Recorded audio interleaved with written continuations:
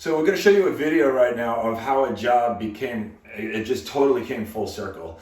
We were called out to this job originally as a leak detection. And one thing we noticed when we walked up to this yard is that we had a pool that was buried and filled in. They even left the skimmer open. They did a terrible job at even removing a pool, okay?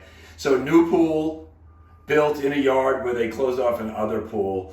Asked some questions about it. There were some structural issues. So now we have a very nice new pool when we did the leak detection, we found just so many linear feet of crack, it was crazy. So what did we do? We quoted to do our torque lock repairs. However, when we do our torque lock repairs, we don't always say that we could repair it. We basically put a clause in our contract that we have to drain the pool, map and mist it to see the actual structural damage, because that helps us out all the time when we do that process.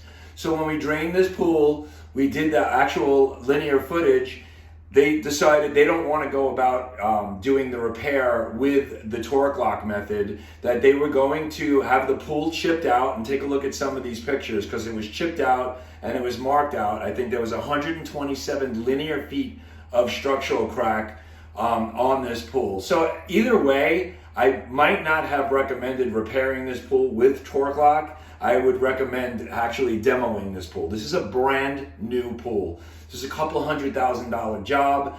What happened is they went and they had it epoxy injected, they repaired it again, and now I was called by an attorney to work as an expert witness for the homeowner. And this is gonna put me in a pretty tough situation because I know kind of the history, I know the story of this job, and I recommended demoing the pool to begin with. So I might actually have to walk away from doing the expert witness testimony if I want to tell the truth. And the truth is that this pool was beyond repair. It was beyond doing anything to it. It needed to be completely demoed and redone altogether. For more information, visit Leaktronics.com and always check out our YouTube channel.